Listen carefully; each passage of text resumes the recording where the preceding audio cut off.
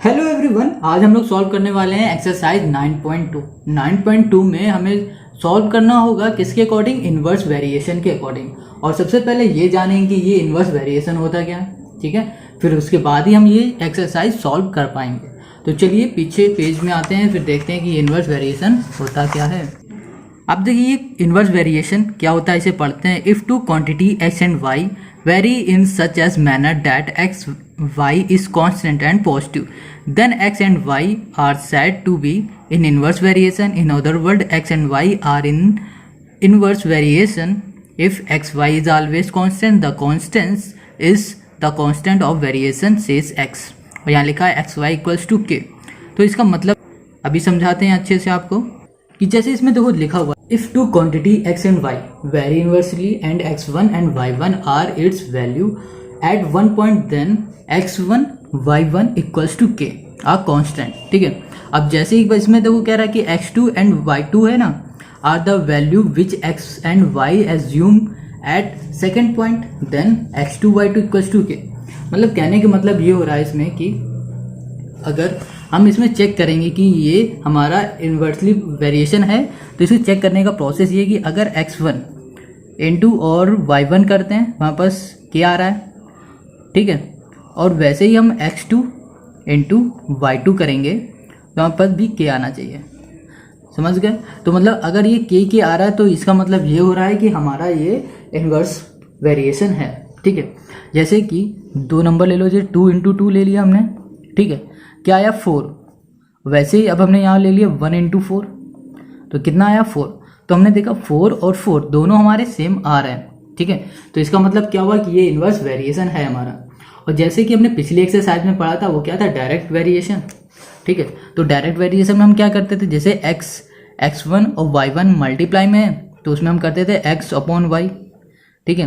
वैसे कर देते कि उसमें डिवाइड करने में क्या आना चाहिए था, और x1 upon y1 equals to k। ये किस में करते थे, डायरेक्ट वेरिएशन में। और ये किस में है हमारा, ये है हमारा किसमें, इन्वर्स वेरिएशन में। तो समझ में आ गया। तो डायरेक्ट वेरिएशन में क्या होता है, डिवाइड में समझ लो, और इसमें क्या है, मल्टीप्लाई। इसमें ऐसा आप समझ सकते हो। तो आते हैं अपनी एक्सरसाइज में, चलिए एक्सरसाइज सॉल्व करते हैं अब। तो एक्सरसाइज 9.2 का question number first, which of the following are in inverse variation with each other, ठीक है। तो ये जो एक्सरसाइज क्वेश्चन है 1 से E तक, A से E तक, बहुत ही ईजी है। या आप खुद से ट्राई करना, ठीक है, हो जाएगा। कोई इसमें कुछ सॉल्यूशन भी नहीं है। अब देखो हम सीधे इसमें 2 में आते हैं। क्वेश्चन नंबर 2, क्वेश्चन नंबर 2 कह रहा है in which of the given table x and y are in inverse variation which each other. अब इसमें बताना है क्या ये इन्वर्स वेरिएशन है या नहीं है, ठीक है।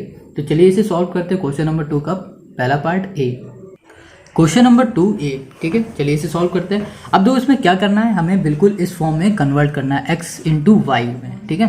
तो क्या है, इन्वर्स वेरिएशन है। इन्वर्स वेरिएशन में क्या होता है, x इंटू वाई का मल्टीप्लाई होता है। तो देखो x यहाँ पर हम लिख के बताते हैं x अपॉन वाई। तो x क्या हमारे पास 2 है, ठीक है, 2 है, सॉरी x इंटू वाई होगा यहाँ पर, x मल्टीप्लाई वाई। तो क्या 2 है हमारे पास, 2 इंटू 16, ठीक है, ये है हमारे पास। तो कितना आ जाएगा हमारे पास, आ जाएगा इसका मल्टीप्लाई 16, 2 जा कर दो 32, ठीक है, यहाँ लिख दो। अब देखो क्या करो, अब क्या है 4 और 8, तो यहाँ लिखो 4 इंटू 8, 4 8 जा 32। अब वैसे ही करो 3 इंटू 12, 3 इंटू 12, 3 इंटू 12 क्या हो जाएगा, 36 हो जाएगा। अब देखो क्या करो, अब इसमें आ जाओ 8 इंटू 4 करो, 8 इंटू 4 इक्वल्स टू कितना हो जाएगा, 32 हो जाएगा। फिर क्या है 12 इंटू 3 है, कितना आ जाएगा, 36 हो जाएगा। तो हम देख रहे हैं जो ये हमारे आंसर आ रहा है ना, ये सब अलग है। ये तो 32, ये 32, ये 36 है, 32 36। तो ये क्या हुआ, ये इन्वर्स वेरिएशन नहीं हो पा रहा, ठीक है। इन्वर्स वेरिएशन कब होता है, जब हमारा सेम आना चाहिए, है ना, तब आ जाते हैं। अब हम क्वेश्चन नंबर बी में देखते हैं क्या ये इन्वर्स वेरिएशन होगा। चलिए करते हैं इसे सॉल्व। तो देखो ये अब 6 और 10 है, ठीक है। सेम ऐसे ही इसको भी करेंगे मल्टीप्लाई करके। तो यहाँ लिखा x into y equals to क्या है, 6 इंटू 10, कितना आ जाएगा 60, ठीक है। अब करो 4 इंटू 15, कितना आ जाएगा 60 आ जाएगा। और वैसे ही 12 और 5 करो, ये भी 60 हो जाएगा, और 30 इंटू 2 60, 15 इंटू 4 कितना हुआ 60। तो हम देख रहे हैं इसमें हमारे सारे आंसर सेम आ रहे हैं, ठीक है। तो ये हमारा क्या हो गया, ये हमारा इन्वर्स वेरिएशन हो गया। अब आते हैं क्वेश्चन नंबर 3। क्वेश्चन नंबर 3 में कह रहा है fill in the missing entries if x and y vary inversely. अब कह रहा है जो यहाँ पर खाली जगह है ना, उसको फिल करना है। तो चलिए इसको भी सॉल्व करते हैं। अब देखो इसमें क्वेश्चन नंबर 3 में इसमें देखो क्या कह रहा है, इसमें देखो एक्स और वाई दिए हुए हैं 45 और 2 है यहाँ पर कुछ नहीं है, जैसे यहाँ पर भी नहीं, यहाँ पर भी, यहाँ पे नहीं, ठीक है। तो सबसे पहले क्या करो, जो एक्स की ये है ना, इसमें x1 मान लो, लेट करो x1, यहाँ करो x2। ये दो y का है तो यहाँ पर y1 मानो, ठीक है, और ये करो y2, ठीक है। ये हमने लेट कर लिया। ये क्या है x1 x2, यहाँ पर x है, यहाँ पर y है सारे, तो y1 y2। अब देखो इसको फाइंड कैसे करेंगे। इसमें देखो सब में ऐसा कौन सा है कि जिसमें हमें x भी मिला हो y भी हो। दो इसमें ही x है y है और किसी में x y नहीं है, ठीक है। तो हम क्या करेंगे, इसको लेंगे। देखो इसको कैसे करेंगे, इन्वर्स का तो पता ही है कैसे करते हैं, x इंटू वाई होता है इक्वल्स टू क्या होता है, ये तो पता ही है। तो x क्या है 45, देखा यहाँ पर 45 इंटू वाई क्या है पास 2 इक्वल्स टू लगाया, और हमें क्या निकालना है, ये निकालना है ना। तो यहाँ लिखा x1 इंटू मल्टीप्लाई 15, ठीक है, ऐसे हमने लिखा। पहले क्या लिखा 45 इंटू 2, फिर लिखा x1 इंटू 15। अब क्या करो, ये दो 15 क्या मल्टीप्लाई में इधर आ जाएगा तो डिवाइड में हो जाएगा, 45 मल्टीप्लाई 2 बाई 15। यहाँ पर क्या आ जाएगा x1, 15 से कैंसिल करो तो कितना चला जाएगा 15, 3 जा 3 2 जा कितना हो जाएगा 6। वापस क्या आया 6 आ गया x1, ठीक है। अब क्या आ जाओ, अब आ जाओ x2 में। चलो x2 हम निकालते हैं। तो x2 कैसे निकालोगे, आप सोच रहे हो हमने ये फाइंड कर लिया है तो इसकी जगह पर ये ले लोगे, है ना। तो ऐसा मत करना। अब क्या करना, इसी को ही 45 इंटू 2 को ही लेना है इक्वल्स टू क्या करना पड़ेगा, अब हमें 10 और y1 लेना है। क्या 10 इंटू y1। तो क्या किया, पहले हमने ये निकाला था, अब हमें ये वाला निकालना है ना। तो 10 इंटू y1 कर दिया। तो यहाँ पर 45 इंटू 2, 10 क्या मल्टीप्लाई में यहाँ आ जाएगा तो डिवाइड में हो जाएगा इक्वल्स टू y1, ठीक है। हो गया इतना। अब 45 इंटू 2 कर दो, कितना आ जाएगा 90, और बाई 10 0 0 कैंसिल, बचा क्या 9। तो y1 हमारे पास क्या आ गया 9, ठीक है। तो y1 भी हमें पता चल गया। अब हम क्या निकालेंगे, अब ये बचा है x2, ठीक है। तो हम x2 निकाल लेते हैं यहाँ पर। तो x2 कैसे निकालेंगे, सेम वैसे ही निकालेंगे, 45 इंटू 2 इक्वल्स टू क्या हो जाएगा, x2 निकालना है ना, x2 इंटू 18। अब क्या करो 45 इंटू 2 कितना हो जाएगा 90 हो जाएगा, और ये क्या मल्टीप्लाई में यहाँ आएगा तो डिवाइड में हो जाएगा इक्वल्स टू x2। अब 18 से इसे कैंसिल करो, किस टाइम चला जाएगा 5 टाइम जाएगा, x2 आ गया हमारे पास 5, ठीक है, ये भी आ गया होगा। अब आ जाते हैं इसमें लास्ट वाले में। तो फिर से हमें क्या लेना पड़ेगा, ये वाला, मतलब 45 into 2 equals to 30 into y2, ठीक है। अब y2 है ना ये, अब क्या करो, ये दो 30 मल्टीप्लाई में यहाँ आ जाएगा तो क्या हो जाएगा डिवाइड में हो जाएगा। तो 45 इंटू 2 कितना होता है 90 divide by 30 equals to y2। इसे कैंसिल करो, 0 0 3 3 सा क्या बचा 3 इक्वल्स टू y2, ठीक है। हमारे पास क्या आ गया, x1 भी आ गया, y1 भी आ गया, x2 भी आ गया और y2 भी आ गया, ठीक है। समझ में आ गया ये ए नंबर। अब आ जाते हैं इसी के बी वाले में, ठीक है। इसको भी देखो, इसमें भी हमें कई जगह में खाली है ना, इसको भी हमें फाइंड करना है। तो चलो इसको भी करते हैं। तो बी नंबर में देखो क्या करना है हमें, सिंपल सा बिल्कुल वैसे ही करेंगे जैसे हमने ए में किया। तो जैसे यहाँ पर देखा हमने ये x का है ना, तो यहाँ पर हमने x लेट कर लिया, जैसे x1 किया यहाँ पर x2 कर लिया, और ये y का है तो हमने यहाँ पर y1 लेट किया और यहाँ पर y2 कर लिया, ठीक है। इतना हो गया। लेट करने के बाद अब हमने देखा किस में हमारे पास दोनों है, जैसे कि 12 भी हो और 20 है, मतलब x भी है y भी है, किसी और में नहीं है ना, तो हम यही लेंगे। तो x into y equals to क्या होता है, ठीक है। तो हम क्या करेंगे, x की जगह 12 ले लेंगे और y की जगह 20 कर देंगे, क्योंकि यही हमारे पास है पूरा। तो इसी की हेल्प से हम सबको करेंगे फाइंड। तो लिखा 12 इंटू 20 इक्वल्स टू, ठीक है। अभी इसको मल्टीप्लाई करके नहीं निकालेंगे, अब क्या करेंगे, जो हमें ये फाइंड करना है x1 और 10, ये फाइंड करना है ना x1, तो हम क्या लिखेंगे x1 इंटू 10, ठीक है, समझ गए इतना। अब क्या करो, इन दोनों को मल्टीप्लाई कर दो तो कितना आ जाएगा 24 240, ठीक है। ये मल्टीप्लाई में यहाँ आ जाएगा इक्वल का अपोजिट साइड, तो डिवाइड में आ जाता है, ये तो पता ही होगा। x1 0 0 कैंसिल, कितना बचा 24, तो 24 क्या आया x1, ठीक है। अब आ जाते हैं हम लोग किस में निकालेंगे, अब हम निकालते हैं y1 है हमारे पास, इसको फाइंड करना है। तो इसको कैसे फाइंड करोगे, 12 into 20 equals to 16 into y1, ठीक है। 16 क्या मल्टीप्लाई में इधर आ जाएगा तो क्या हो जाएगा डिवाइड में हो जाएगा, तो करो 240 अपॉन 16 इक्वल्स टू क्या हो जाएगा y1 करो, ठीक है। तो ये कितने से जाएगा, ये 15 टाइम चलेगा, करके देख लेना, ठीक है। तो क्या हुआ y1 आ गया हमारे पास 15। अब देखो क्या करो, अब आ जाते हैं हम इसमें, हमें x2 फाइंड करना है। तो x2 में फाइंड करने से पहले हम क्या करेंगे, सबको फाइंड करेंगे हम इसकी ही हेल्प से, ठीक है। 12 into 20 equals to x2 into 30। अब करो 12 इंटू 20 कितना हुआ 240 होगा, 30 मल्टीप्लाई में इक्वल की साइड कर देंगे तो ये आ जाएगा 30 में, मतलब डिवाइड में आ जाएगा।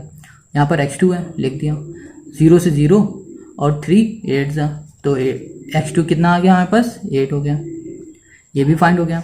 अब फाइंड करेंगे y2, ठीक है। तो y2 क्या है 15 और y2 है, तो हम कैसे फाइंड करेंगे, तो वही 12 into 20 equals to 15 into y2, 12 into 20 240, ठीक है, डिवाइड बाई ये दो 15 मल्टीप्लाई में इधर आ जाएगा तो डिवाइड में 15 हो जाएगा इक्वल्स टू y2। इसको कैंसिल करो, ठीक है।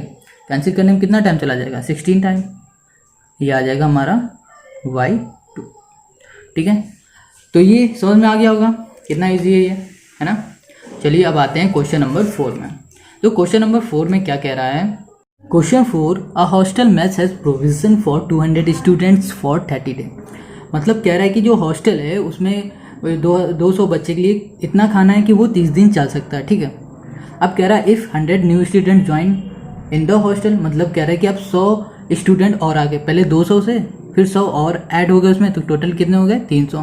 कह रहा है जब 100 और आ गए हैं तब हॉस्टल में जितना भी खाना बचा हुआ है वो कितने दिन चलेगा।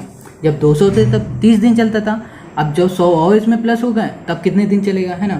तो सबसे पहले हम क्या करते हैं कि हम इसमें बना लेते हैं टेबल अपनी, मतलब टेबल जैसे ये बनी हुई ना, तो ये बनाने से क्या होगा हमारा क्वेश्चन ईजी हो जाएगा सॉल्व करने के लिए। तो चलिए आते हैं सॉल्व करते हैं इससे पहले। तो देखो क्या कह रहा है, क्वेश्चन 4 है ये। तो देखो टेबल कैसे बनेगी, तो इसने क्या कहा है, पहले स्टूडेंट बोला है तो यहाँ पर हम लिख लेंगे स्टूडेंट, ठीक है। अब कह रहा है कितने स्टूडेंट है 200, ठीक है, और उनके पास कितने डेज हैं, कितने डे उनका खाना चल रहा है, भोजन चल रहा है, डेज 30 डेज है। अब कह रहा है अगर 100 स्टूडेंट और ऐड हो रहे हैं, 100 इसमें ऐड हो रहे हैं ना, तो 100 इसमें ऐड करो तो कितना हो जाएगा 300 हो जाएगा। अब जब 100 ऐड हो रहे हैं तो कितने दिन भोजन चलेगा, ठीक है। तो उसे लेट कर लेंगे x,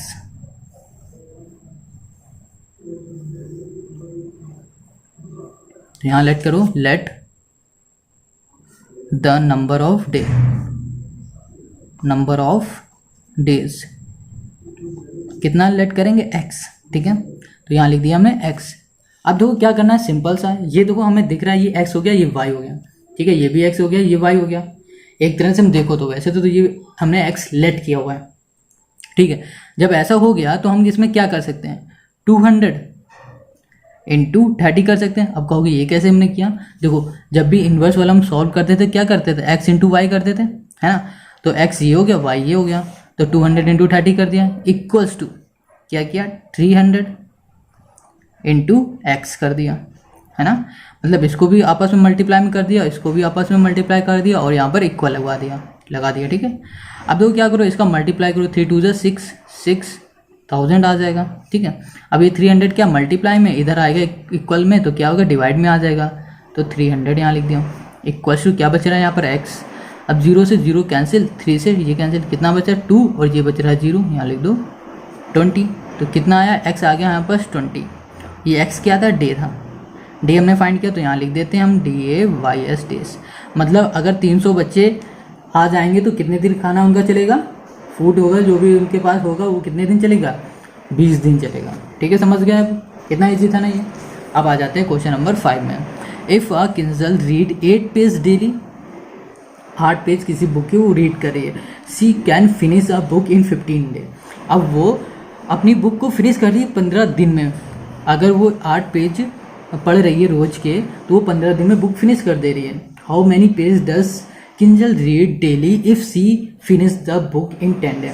अब कह रहा अगर वो 10 दिन में बुक फिनिश करेगी तो उसे कितने दिन में, मतलब एक दिन में वो कितने पेज क्या कर पाएगी, फिनिश कर पाएगी, पढ़ पाएगी। ठीक है, तो चलिए इसको भी सॉल्व कर लेते हैं, बहुत ही ईजी है ये। तो सबसे पहले हमें क्या करना है, सबसे पहले हमें टेबल बनानी होती है ना, हम टेबल बनाते हैं 5। तो क्या कह रहा है, सबसे पहले देखो यहाँ पर क्या पेज है ना, पेजेस है ना, तो यहाँ लिख देते हैं पेज। कितने पेज हैं, 8 पेज लिख दिया। अब कह रहा है ये 8 पेज कितने दिन में, अगर वो 8 पेज पढ़ रही तो कितने दिन में बुक कंप्लीट कर रही है, 15 डेज में। तो यहाँ पर डेज लिख देते हैं 15 डे। अब उसने पूछा हुआ है अगर यही उसने 10 दिन में फिनिश करना है, 10 दिन में बुक अगर वो 10 दिन फिनिश कर रही है तो कितने पेज पढ़ेगी एक दिन में।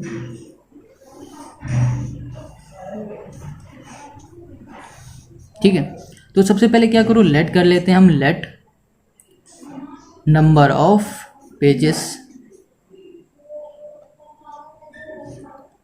BX। ठीक है, X लिया यहाँ पर। अब देखो सिंपल वही हमें करना है जो हमने क्वेश्चन नंबर 4 में किया था। ये हमें क्या करेंगे, 8 × 15 करो, 8 × 15 इक्वल्स टू क्या करो, X × 10। ठीक है, अब क्या करना है हमें, इन दोनों को मल्टीप्लाई करो या फिर इसको ऐसे लिख दो, 8 × 15 इक्वल्स टू X। 10 देखो मल्टीप्लाई में, यहाँ आ जाएगा तो हो जाएगा डिवाइड में। ठीक है, तो ये 5 से चला जाएगा, 5 3 ज़ा 5 2 ज़ा 2 4 ज़ा 4 3 ज़ा 12 12 इक्वल्स टू X। ये क्या आ गया, हमारा आंसर आ गया। ठीक है, कितने दिन में वो, अगर वो 12 पेज पर डे पढ़ेगी, ये 12 पेज आए, यहाँ पर लिख देते हैं हम पेज। अब वो क्या 12 पेज पढ़ रही है एक दिन में, तो वो 10 दिन में क्या बुक को कर लेगी फिनिश। ठीक है, समझ गए ये। तो इस वीडियो में हम लोग यहीं तक सॉल्व करेंगे क्वेश्चन को। अगर आपको ये वीडियो अच्छी लग रही है, समझ में आ रहा है तो लाइक करो, दोस्तों से शेयर करो, चैनल पर नए हो तो तुरंत सब्सक्राइब करो। ठीक है।